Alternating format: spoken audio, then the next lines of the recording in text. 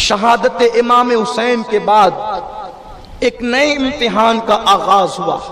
وہ امتحان آل حسین کے ساتھ تھا، اولاد حسین کے ساتھ تھا. امام علی مقام کی جب شہادت ہو گئی، یہ شہادت اتنی پردرد ہے، پر اثر ہے، جس کے لیے وقت بھی چاہیے، ٹائم کی بھی چاہیے. امام کی شہادت کے بعد سورج کو گہن لگا، دن میں تارے نظر آنے لگے، خون کی برسات ہونے لگی. اس پر یزیدیوں کو انہوں نے بس نہیں کیا شہادت پر، بلکہ انہوں نے گھوڑے امام علی مقام کے لاش پر دوڑائے. شہداء کی لاشوں پر گھوڑوں کی ٹاپوں سے شہداء کے لاشوں کو انہوں نے کچلا، حتیٰ کہ ننھا سا معصوم بچہ علی اصغر جو 6 مہینے کا شہزادہ تھا، اس کی لاش پر بھی لوگوں نے گھوڑے دوڑا دیے. امام علی مقام کے بچوں کے ساتھ یہ سلوک کیا گیا. اسی پر بس نہیں کیا گیا، بلکہ اللہ اکبر، بیویاں تھی وہ تو حیران پریشان تھی. کل رات جن کے خیمے نوجوان بیٹوں سے، بھتیجوں سے، بھائیوں سے بھرے بھرے نظر آتے تھے، آج کیسی شام غریبہ آ گئی. آج 10 محرم کی کیسی شام آئی کہ ان کے سارے خیمے خالی ہو گئے، اور ان خالی خیموں کو یزیدیوں نے آگ لگا دی. جب آگ لگی، وہ بیویاں آگ کے ڈر سے جب خیموں سے باہر نکلی تو ان بیویوں کے دوپٹے انہوں نے چھیننا شروع کیے. حتیٰ کہ امام حسین کی 7 سال کی بچی تھی، اس 7 سال کی بچی کا نام سیدہ سکینہ تھا.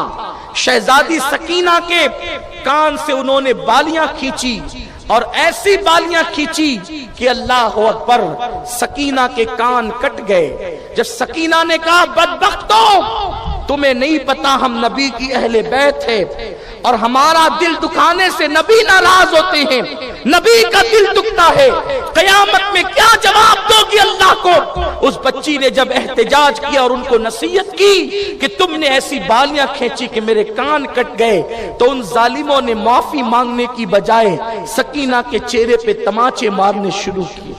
اس بچی کے گالوں پہ تماچے مارے. سیدہ زینب کی چادر کھینچی، سیدہ ام کلثوم کی چادر کھینچی، سیدہ شہربانو کی چادر کھینچی، ام رباب اور ام اسحاق کی چادریں کھینچی.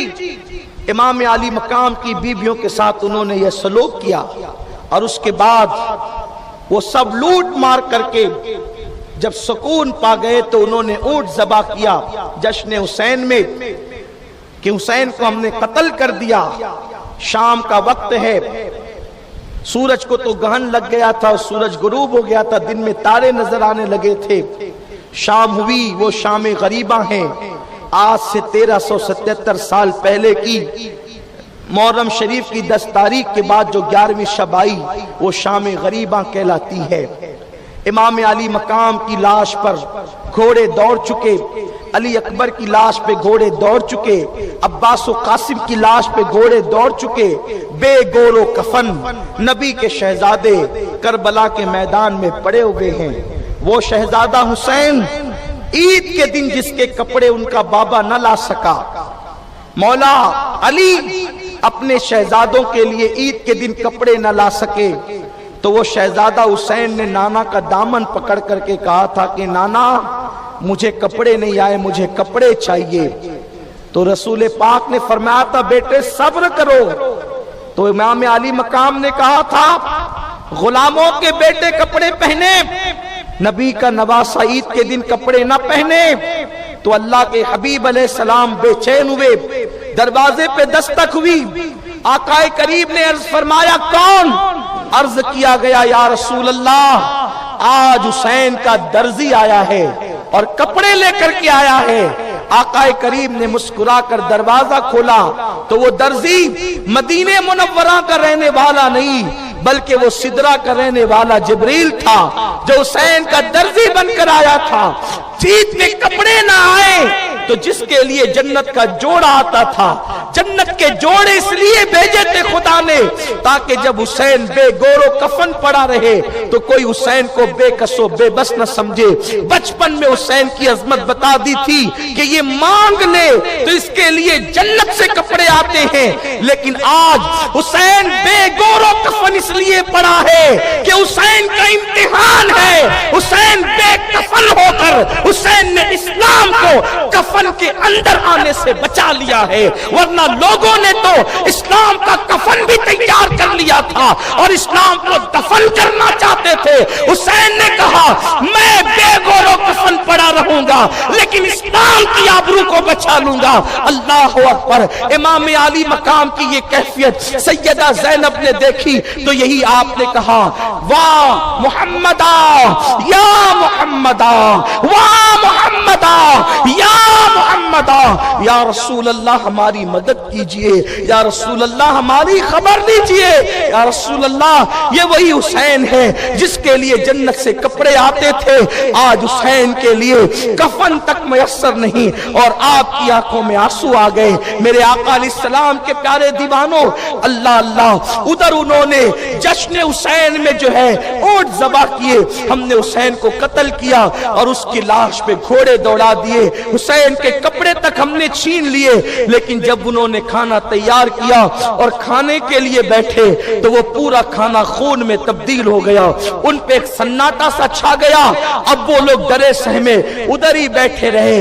ऐसे में सैयदा ज़ैनब कुबरा सलामुल्लाह अलैहा ने एक टूटा सा खंजर हाथ में लिया और टूटा सा खंजर हाथ में लेकर के आप लाशों का पैरा देने लगी कि मैं अब किसी को आने नहीं दूंगी, अब जुल्म की इंतहा हो गई है, अब सब्र की इंतहा हो गई है, कोई आएगा तो अब ज़ैनब उसे अपने हाथों से कत्ल करेगी। फातेह खैबर की बेटी अब फातेह खैबर का किरदार अदा करेगी, लेकिन ज़ैनब के उन नाजुक हाथों में खंजर भी सही न था, बल्कि टूटा सा खंजर करबला की रेत में किसी का मिला था, वो उठा करके लाशों का पैरा देने लगी। लाशों का पैरा देते देते आपने सुना कि लाशों के दरमियान से किसी के रोने की आवाज आ रही है, चूंकि वो सारे लाशें खैमे से उठा कर ले गए थे और करबला के मैदान में ले जाकर रख दिया था और घोड़ों से कुचल दिया था। लाशें अंधेरे में पहचान में नहीं आती थी कि किसकी लाश कौन सी है, लेकिन लाशों के दरमियान से किसी के रोने की आवाज आती थी। वो करबला एक जंगल था उन दिनों, आज से 1377 साल पहले वो एक जंगल था। वहां या तो फुरात की मौजों की आवाज थी, फुरात के बहने की आवाज थी, या जंगल के दरिंदों के धाड़ने की आवाज थी, या फिर जो है इतना सन्नाटा था कि इंसान अपनी सांस से खुद सुन सकता था। हजरत सैयदा ज़ैनब ने किसी की सिसकियों की आवाज सुनी तो आप लाशों की तरफ बढ़ी कि इन लाशों से कौन रो रहा है, जरा अंदाजा तो लगाएं। तो उस वक्त जब सैयदा ज़ैनब अल्लाह अकबर अल्लाह अल्लाह जब लाशों की तरफ बढ़ती है तो आपने गौर करके क्या देखा कि एक छोटी सी बच्ची है, एक लाश के सीने पर, अल्लाह अकबर, और उस लाश का सीना भी क्या था, दोनों पिसलियां आपस में इस तरह मिल चुकी थी। उस लाश पर सर रखकर एक बच्ची रो रही है।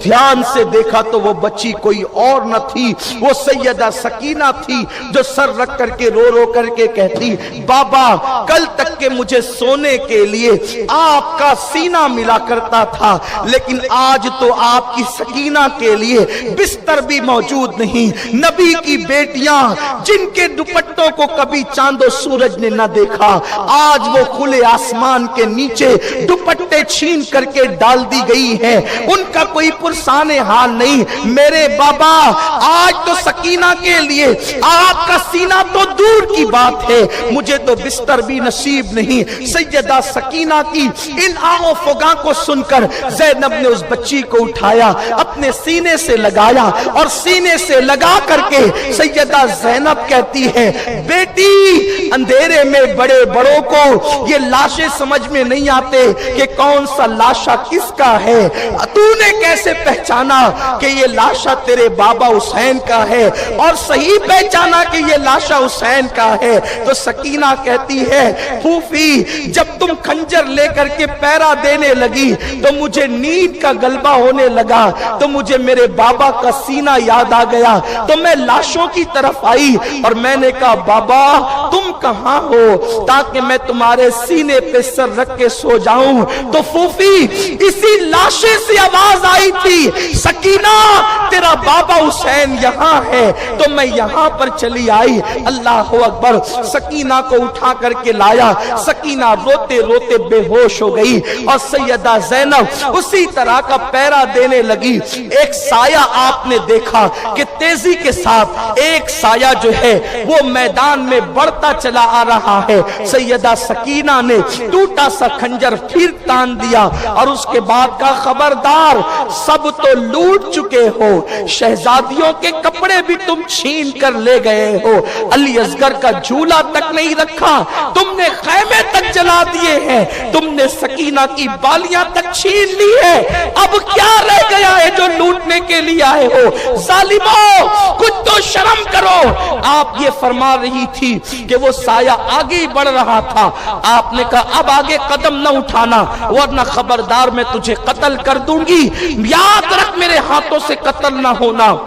تو اس سائے سے ایک آواز نکلی، بی بی میں کوئی غیر نہیں ہوں، میں اہل بیت کی محب ہوں اور میں لوٹنے نہیں آ رہی ہوں، میں ایک عورت ہوں، میں حر کی بیوی ہوں اور حر این جنگ کے موقع پر آپ کی طرف چلا گیا تو مجھے آنے کا موقع نہیں ملا۔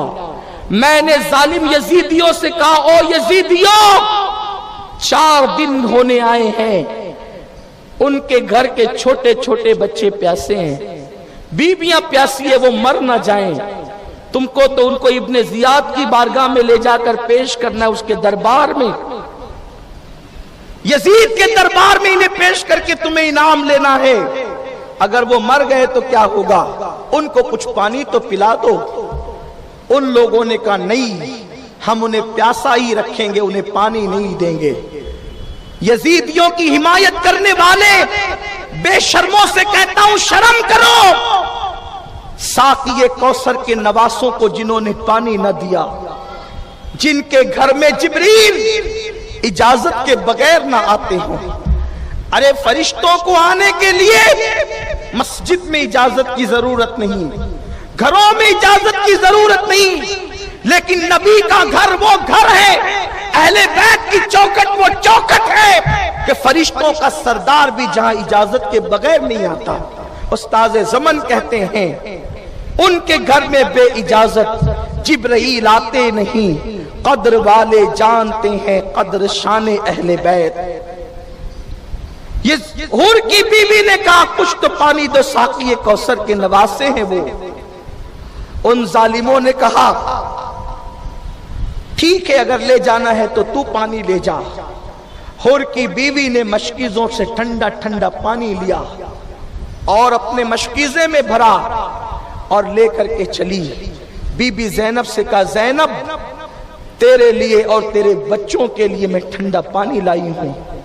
سیدہ زینب نے ٹھنڈے پانی کا نام سنا، معصوم علی اصغر کی پیاس یاد آ گئی اور زینب کہتی ہے اب تو ہمیں ٹھنڈے پانی کے نام سے بھی نفرت ہو گئی، یہ ٹھنڈا پانی معصوم علی اصغر کو نہ ملا، 18 سال کے کڑیل جوان علی اکبر کو نہ ملا، یہ ٹھنڈا پانی 19 سال کا قاسم پانی پانی کرتے کرتے دنیا سے چلا گیا، اس قاسم کو یہ پانی نہ ملا، اب ہمیں ٹھنڈے پانی سے نفرت ہے، لے جا یہ ٹھنڈا پانی، ہم پانی نہیں پیئیں گے۔ لیکن خاندان اہل بیت کا یہ مزاج ہے کہ جب وہ ضد پر آ جائیں اور کسی کی بات نہ مانے تو لوگوں کو ایک طریقہ معلوم تھا کہ جب بھی رسول پاک ہو، حضور علیہ السلام بھی اگر جلال میں آ جائیں اور کسی کی بات نہ مانے اور حضور کے سامنے سیدہ فاطمہ کا واسطہ پیش کر دیا جاتا تھا تو حضور کا غصہ چلا جاتا، حضور فوراً بات مان جاتے تھے۔ یہ طریقہ ہے اہل بیت کو منانے کا۔ حر کی بیوی نے کہا بیبی آپ کو آپ کی امی سیدہ فاطمہ کا واسطہ میرا پانی قبول کر لے، اگر آپ میرا پانی قبول نہ کرے گی تو وہ یزیدی میرا مذاق اڑائیں گے کہ پانی لے کر گئی تھی لیکن اس کا پانی قبول نہ ہوا۔ زینب نے جب سیدہ فاطمہ کا نام سنا، حر کی بیوی کو کہا تو چل، اور لے کر کے آئی۔ کھلے آسمان کے نیچے نبی کی شہزادیاں موجود، ہائے وہ شہزادیاں جن کے مرتبے یہ ہیں کہ جب قیامت کے دن ان کی امی جان سیدہ فاطمہ پلسرات سے گزرے گی تو عرش کے نیچے سے اللہ کا منادی ندا کرے گا، اے محشر والو اپنی گردن کو جھکا لو، آنکھوں کو بند کر لو، نبی کی بیٹی فاطمہ پلسرات سے گزرنے والی ہے، جس کے نام پر محشر والوں کی گردن نیچے ہوگی، آنکھیں بند ہوگی، وہ سیدہ فاطمہ ہے۔ آج اس فاطمہ کی بہووں کو اور بیٹیوں کو میدان کربلا میں کھلے آسمان کے نیچے بغیر دوپٹے کے چھوڑ دیا گیا۔ چھوٹے چھوٹے بچے اور بچیاں ہیں، کوئی پرسان حال نہیں۔ حر کی بیوی سیدہ زینب کے ساتھ آتی ہے، ایک کٹورے میں پانی انڈیلا جاتا ہے۔ سیدہ سکینہ بے ہوش ہو چکی ہے، رو رو کر بابا کے سینے پہ سر رکھنے کے لیے زینب ان کے چہرے پہ چھینٹے دیتی ہے۔ سکینہ ہوش میں آتی ہے، یہ پہلی بے ہوش ہے جس کو پانی کے چھینٹوں سے ہوش میں لایا گیا، ورنہ اب تک تو بے ہوشوں پر دامن کی ہوا دے کر کے انہیں ہوش میں لایا جاتا تھا، کیونکہ پینے کو پانی نہ تھا تو چہرے پہ چھڑکنے کو پانی کہاں سے ہوتا۔ سیدہ سکینہ ہوش میں آئی تو سیدہ زینب سے کہا، پھوپھی میرے چہرے پہ تم نے پانی کے چھینٹے مارے تو کیا میرا چچا عباس فرات سے واپس آ گیا؟ پانی لے کر عباس آ گئے؟ بچی کے معصوم جملوں نے بیویوں کے سینے پہ نشتر لگا دیے۔ سیدہ زینب نے سینے سے چمٹا کر سکینہ کو کہا، نہیں سکینہ، اب تیرا عباس کبھی واپس نہیں آ سکتا، تیرا چچا گیا، اب وہ ساقی کوثر سے جا کر مل گیا، وہ کبھی واپس نہیں آ سکتا۔ سکینہ نے کہا، پھر یہ پانی کہاں سے ملا؟ تو کہا گیا کہ یہ پانی حر کی بیوی لے کر آئی ہے، لو بیٹی پانی پی لو۔ سکینہ نے کہا، پھوپھی جان آپ نے پانی پی لیا؟ دیکھو نبی کے گھر والوں کی تربیت کیسے ہوئی تھی، وہ اہل بیت کی شان کے مالک تھے۔ سیدہ سکینہ نے زینب سے پوچھا، پھوپھی کیا آپ لوگ پانی پی چکے؟ زینب نے کہا، نہیں بیٹی، اپنے نانا کی حدیث ہے کہ جب کھانے پینے کی چیز ملے تو جو پہلے سب سے چھوٹا ہو اس کو پلاؤ کھلاؤ، پھر بعد میں بڑے کھائیں پئیں، کیونکہ جب بھی پھل آتے تو حضور پہلے بچوں کو دیتے پھر خود کھاتے، جب بھی پینے کی چیز آتی پہلے بچوں کو پلاتے خود پیتے، تو ہمارے قافلے میں سب سے چھوٹی تم ہو، اس لیے بیٹی پہلے تم پانی پیو، پھر ہم تو اپنا دیکھ ہی لیں گے۔ سکینہ کے ہاتھ میں کٹورا پہنچا پانی کا، سکینہ اٹھ کر کھڑی ہو گئی، اور کھڑی ہونے کے بعد بچی میں چلنے کی طاقت نہ تھی۔ اب چوتھا دن طلوع ہونے والا تھا، چوتھا دن شروع ہونے والا تھا۔ ذرا سوچو، نبی کے خاندان پہ درود پڑھنے والوں، یہ خاندان نبی کی شان ہے، یہ اہل بیت اطہار کا مقام ہے۔ گرمی کے موسم میں ہم روزہ رکھتے ہیں، مؤذن اعلان کرے افطار کر لو، ہم کسی کا خیال کیے بغیر افطار کر لیتے ہیں، لیکن یہ خاندان نبوت، خون رسول کی شان دیکھو، خون رسول کی کرامت دیکھو، کہ جب اس ننھی سی بچی کو چوتھی صبح طلوع ہونے سے پہلے پانی ملا، 7 سال کی بچی کیا ہوتی ہے، اور جب یہ حدیث اس بچی کے کان میں پہنچی کہ پہلے چھوٹوں کو پلاؤ پھر خود پیو، پورے قافلے میں سب سے چھوٹی تم ہو، پہلے تم پیو پھر ہم اپنا دیکھیں گے، وہ بچی اٹھ کر کے کھڑی ہوئی، اور کھڑی ہونے کے بعد طاقت چلنے کی نہ تھی، پھر بھی بوجھل قدموں سے اس نے دوڑنا شروع کیا۔ زینب نے آواز لگائی، سکینہ، او سکینہ، میری بیٹی سکینہ کہاں جاتی ہو؟ کوئی جواب نہ دیا بچی نے۔ سیدہ زینب اٹھی کہ اندھیرے میں بچی جاتی کہاں ہے، اور بچی کو اپنے سینے سے چمٹا لیا، پوچھا بیٹی کہاں جاتی ہو؟ سکینہ نے کہا پھوپھی تم بھول گئی ہو، ابھی تو تم نے نانا کی حدیث پڑھی کہ جب کھانے پینے کی چیز آئے تو پہلے چھوٹوں کو پلاؤ کھلاؤ، پھر بعد میں بڑے، اور آپ نے کہا کہ میں تمہارے قافلے میں سب سے چھوٹی ہوں۔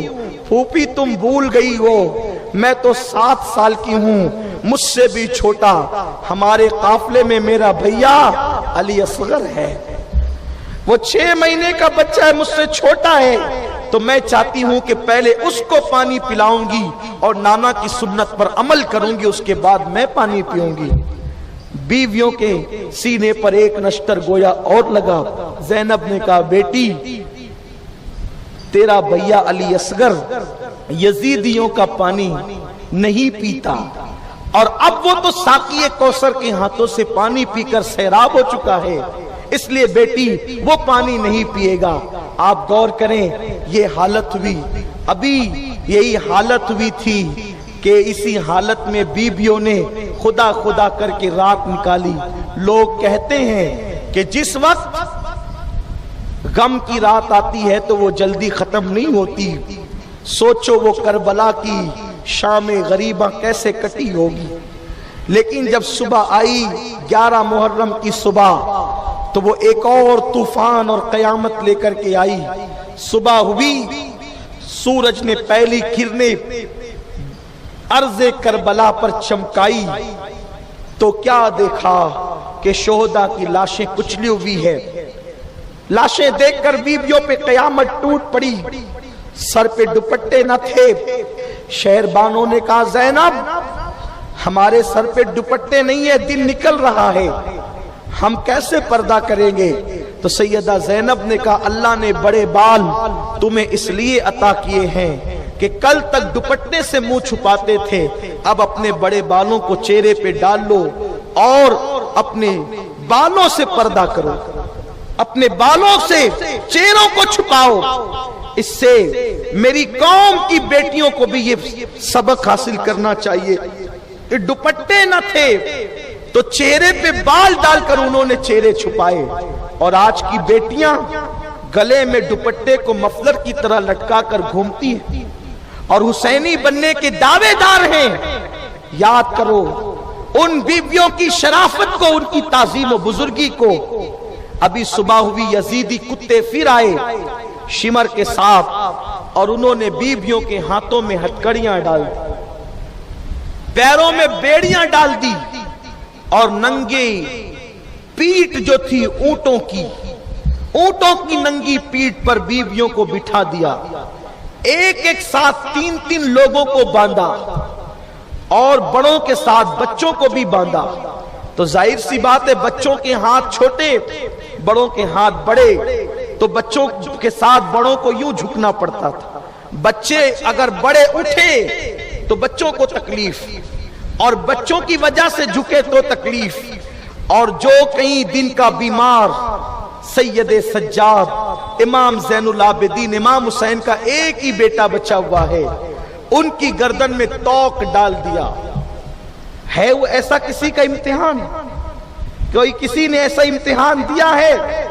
گلے میں توق ڈال دیا میرے آقا امام زین العابدین کی، کئی دنوں کا بھوکا پیاسا بیمار، اور ہاتھوں میں بیبیوں کے اونٹوں کی نکیل تھما دی، جس کے پیٹ میں اناج نہیں، بخار سے جو تپ رہا ہو، اور گلے کے اندر لوہے کا توق پڑا ہوا ہے۔ وہ جن پر نمازوں میں درود پڑھا جاتا ہے، وہ جن کے لیے قرآن اِلَّا الْمَوَدَّةَ فِي الْقُرْبَى کہتا ہے، وہ جن کے لیے آیت تطہیر نازل ہوتی ہے، وہ جن کے لیے میرے رسول نے فرمایا اے میرے صحابہ مجھ پر آدھا درود مت پڑھا کرو، اللہم صلی علی محمد مت کہا کرو اگر کوئی میری خوشی چاہتا ہے تو میرے ساتھ میرے اہل بیت پہ بھی درود پڑھا کرے۔ حضور نے فرمایا جن پر درود پڑھنے کی تاکید حضور نے فرمائی، جن کے لیے قرآن انما یرید اللہ لیذھب عنکم الرجس کے اس امام سجاد زین العابدین کی گردن میں توق ڈالا گیا اور توق ڈال کر آپ کو کہا کھڑے ہو اور یہ لے کر کے چل۔ امام زین العابدین کھڑے ہونے کی کوشش کرتے ہیں لیکن گر جاتے ہیں تو پیٹھ پر چابک پڑتے ہیں۔ زینب نے کہا ظالموں یہ کھڑے نہیں ہو سکے گا، یہ مر جائے گا، اور یہ مرے گا تو حسین کی اولاد حسینی سیدوں کا سلسلہ کس سے چلے گا؟ رحم کرو اس بچے پر۔ اس کے بعد انہوں نے دیکھا کہ یہ چل نہیں سکے گا تو امام زین العابدین کے ہاتھوں میں ہتھکڑیاں اور پیروں میں زنجیر ڈال کر اونٹ کی ننگی پیٹھ پر ان کو بھی بٹھا دیا گیا، اور ان کو بٹھانے کے بعد اب یہ قافلہ کربلا سے کوفہ کی طرف جانے لگا۔ سیدہ زینب نے کہا تم نے ہماری ایک نہ سنی، ایک بات بھی تم نے ہماری نہیں سنی ظالمو، تو ایک بات اب سن لو کہ ہمیں وہاں سے لے کر کے چلو جہاں پر شہیدوں کی لاشیں پڑی ہوئی ہے۔ وہ لوگ اونٹنیوں کو شہیدوں کی لاشوں کے پاس لے کر کے گئے تو سیدہ زینب نے مدینے کی طرف رخ کر لیا اور عرض کیا یا رسول اللہ کیا آج آپ یہ منظر نہیں دیکھیں گے کہ آپ کا حسین جس کے لیے آپ سجدوں کو طویل کر دیتے تھے، وہ حسین جس کے لیے کہا حسین منی وانا من الحسین، وہ حسین جس کے ہونٹ چوستے تھے، جس کو سونگتے تھے، جس کو ریحان جنت کہا تھا، یا رسول اللہ آج وہ بے گور و کفن پڑا ہوا ہے، آج آپ اپنے حسین کی خبر لیجئے۔ یہ کہتی ہوئی سیدہ زینب رونے لگی۔ امام زین العابدین رو کر کہتے ہیں ان التیاب ریح الصبا یوما الى ارض الحرم بلغ سلامی روضتا فیہا النبی المحترم۔ اے ہوا ہمارا پیغام تو اب کون پہنچائے گا، تو ہی جب مدینہ شریف تیرا گزر ہو تو اے ہوا جب تو روضہ رسول پر جانا تو روضہ رسول پر جا کر کے تو ادب کے ساتھ ہمارے نانا کو ہمارا سلام کہہ۔ کل میں نے تقریر میں یہ بات عرض کی تھی، یہ حضور علیہ السلام کا معجزہ ہے کہ پوری زندگی 63 سال نہ کبھی بچپنے میں نہ کبھی جوانی میں حضور کی زلفیں کبھی نہیں بکھری تھی، احد کے میدان میں بھی نہیں بکھری تھی، بدر کے میدان میں بھی کبھی نہیں بکھری تھی۔ حضرت عبداللہ ابن عباس کہتے ہیں میں نے 61 ہجری کے عاشورہ کو جمعہ کی نماز کے بعد میں سو رہا تھا، میں نے کیا دیکھا، نبی پاک کی زلفیں بکھری ہوئی ہے۔ لوگ کہتے میدان کربلا میں کیا ہے، اس کو اتنی اہمیت دیتے ہو، کربلا میں کیا ہے، ارے دیکھ کربلا میں کیا ہے، اس نبی کی زلفیں بکھرتی ہے۔ بڑے بڑے حادثات جن زلفوں کو بکھرا نہ سکے کربلا نے ان زلفوں کو بکھرا دیا۔ ابن عباس کہتے میں نے دیکھا حضور کی زلفیں بکھری ہوئی اور خون کے دھبے حضور کے جبے پر ہے اور آنکھوں میں آنسو ہے۔ لوگ کہتے ہیں حسین کے لیے کیوں روتے ہو، کربلا کا واقعہ سن کے کیوں روتے ہو؟ ہم کہتے ہیں خدا کی قسم ہر کسی پر روئے تو آنسو زمین پر بہہ جاتے ہیں، لیکن اگر غم حسین میں روئیں تو وہ ہمارے لیے نجات کا ذریعہ بن جاتے ہیں۔ میرے آقا صلی اللہ علیہ وسلم شہادت حسین پر روئے، یہ بخاری شریف کی حدیث۔ ابن عباس اپنا خواب بیان کرتے ہیں، بکھری ہوئی زلفیں اور ان زلفوں کے اندر مٹی لگی ہوئی ہے، دھول اٹی ہوئی ہے، کپڑوں کے اندر خون کے دھبے ہیں۔ آقا کریم کی یہ حالت دیکھیے، حضور رو رہے ہیں، آقا کریم کی آنکھوں میں آنسو ہے۔ سرکار سے عرض کی یا رسول اللہ، اللہ آپ کی خیر کرے، آپ کے دین کی خیر کرے، آپ کی اہل بیت کی خیر کرے۔ آپ غمگین ہیں، آپ رو رہے ہیں، آپ کی زلفیں بکھری ہوئی ہے۔ میرے آقا نے کہا ابن عباس آج میرا حسین کربلا میں شہید ہو گیا، صبح سے لے کر اب تک میں کربلا کے میدان میں شہیدوں کا خون جمع کر رہا تھا، شہیدوں کا خون میں نے جمع کیا ہے۔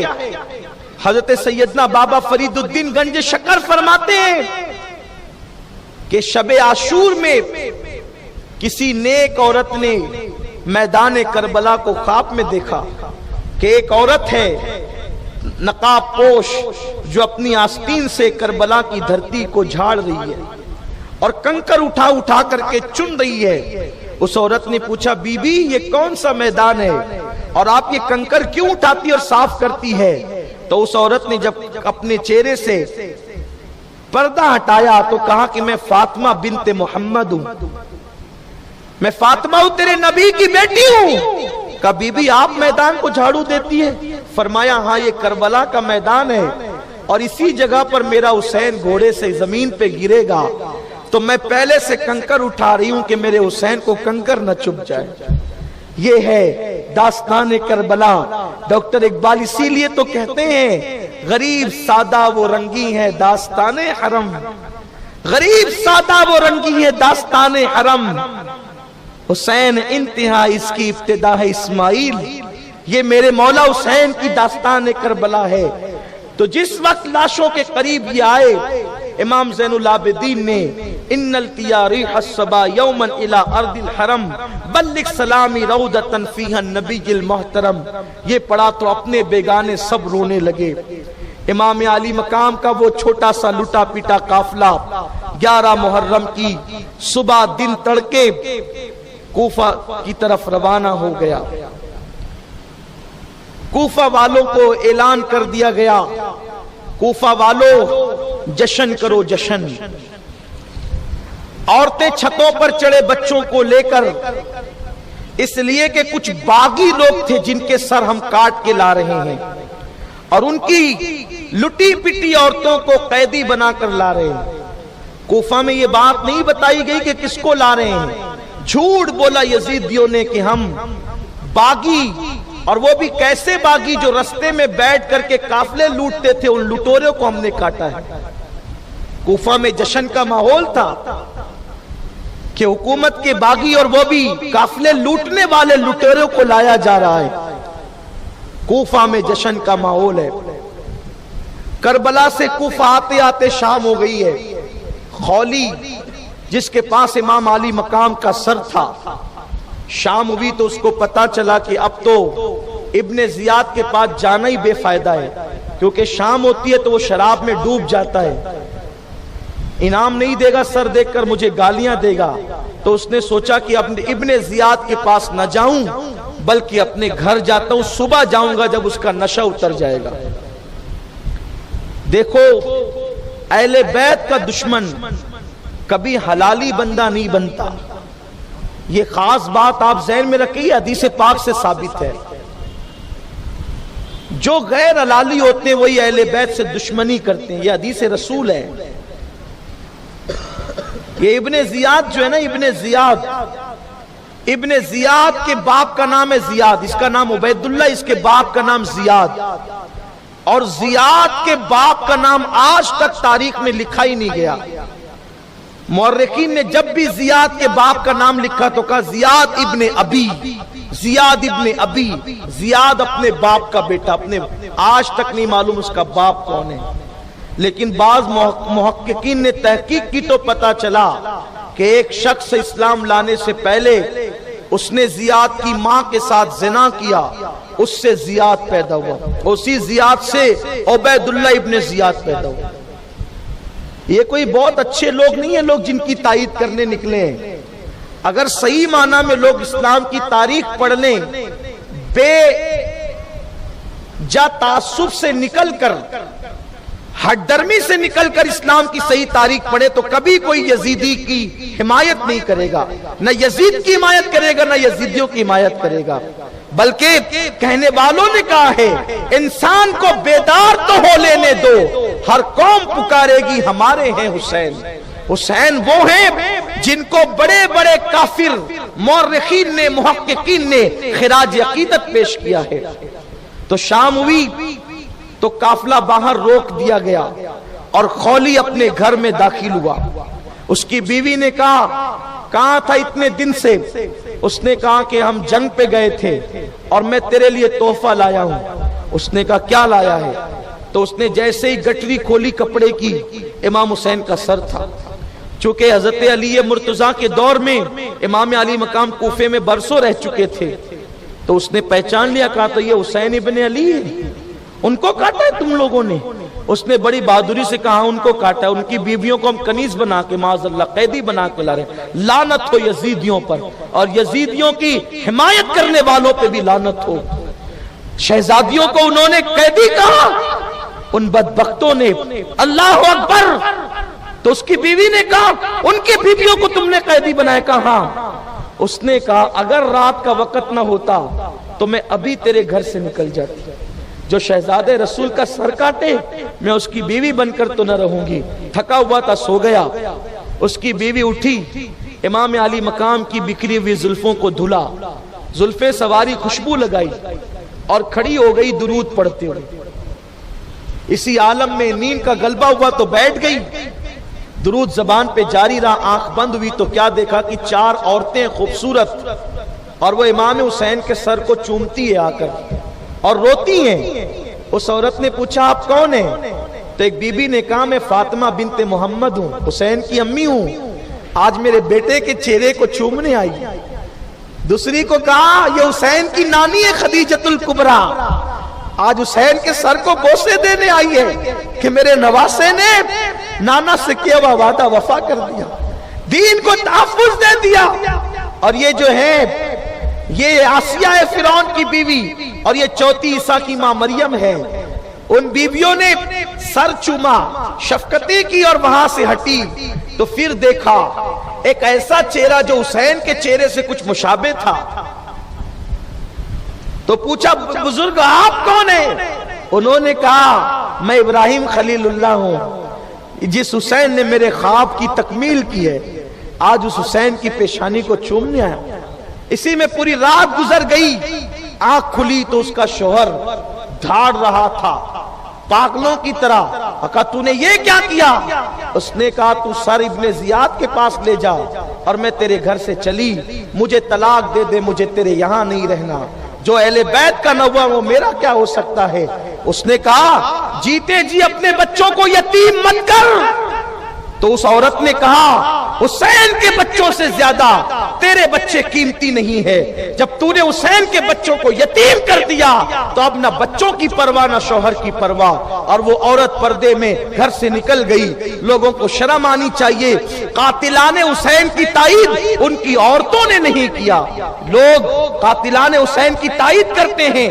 اور میں تو ہندوستان کے تمام مسلمانوں کو پیغام دینا چاہتا ہوں، یاد رکھنا حسین کا مخالف ہو کر کوئی زیادہ دن تک کے ٹک نہ سکا، ورنہ دیکھ لو تمہارے پڑوس میں ایک بدبخت یزید کا وکیل بن کر کے کھڑا ہوا تھا اور آج بھاگا بھاگا پھر رہا ہے۔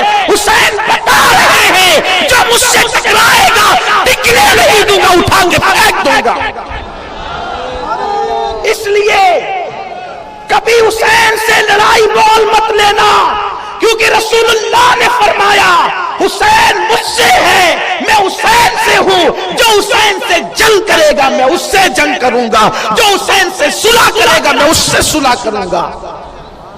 جو نبی سے جنگ کرے وہ ٹک کیسے سکتا ہے؟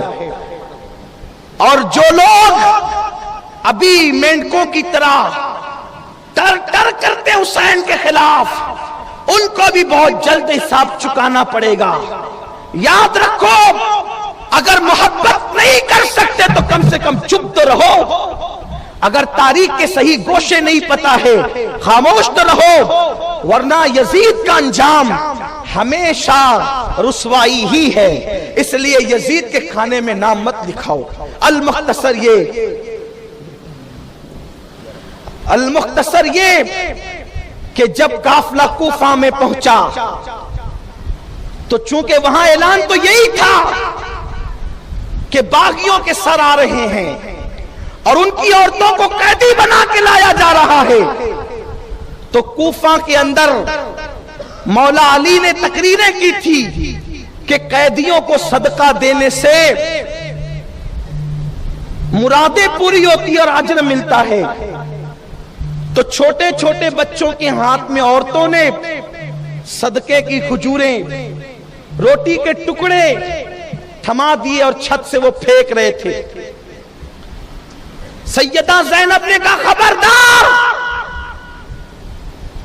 یہ کیا کر رہے ہو؟ تو عورتیں کہتی تھی یہ صدقہ ہے، کیونکہ علی مولا نے ہم سے کہا تھا کہ قیدیوں کو صدقہ دینے سے مرادیں پوری ہوتی ہے، دعائیں قبول ہوتی ہے، تو ہم تم قیدیوں صدقہ دے رہے ہیں۔ کہا ہم وہ قیدی نہیں ہے جو تم سمجھ رہے ہو، ہم آل محمد ہے، آل محمد، اور آل محمد پر صدقہ کھانا حرام ہے۔ تو تب عورتوں نے کہا تم کون ہو؟ کہا پہچانو میں زینب بنت علی، علی کی بیٹی ہوں، یہ حسین کا سر ہے۔ تو لوگوں نے غور کیا، تب پتا چلا کہ یہ کیا ہو گیا۔ تب کوفہ والے چیخنے رونے پیٹنے لگے۔ تب سیدہ زینب نے کہا تھا کوفیوں، خط لکھ کر بلانے والا کون تھا؟ تمہارے بڑے بڑے سرداروں نے 150 خطوط لکھے تھے، عوام کے تو خطوط ہی الگ تھے۔ اس کے بعد تم نے میرے بھائی کے ساتھ بے وفائی کی، بڑی بڑی رشوتیں لے کر تم بے وفا بن گئے۔ اب تمہارا رونا چیخنا پیٹنا یہ سب تمہارے کام نہیں آئے گا۔ اور پھر فاطمہ کی بیٹی نے کہا اسی طرح روتے پیٹتے رہو گے تمہیں کبھی قرار نہیں ملے گا۔ اور دیکھ لو آج عراق کی سرزمین سنورتی ہے، پھر گر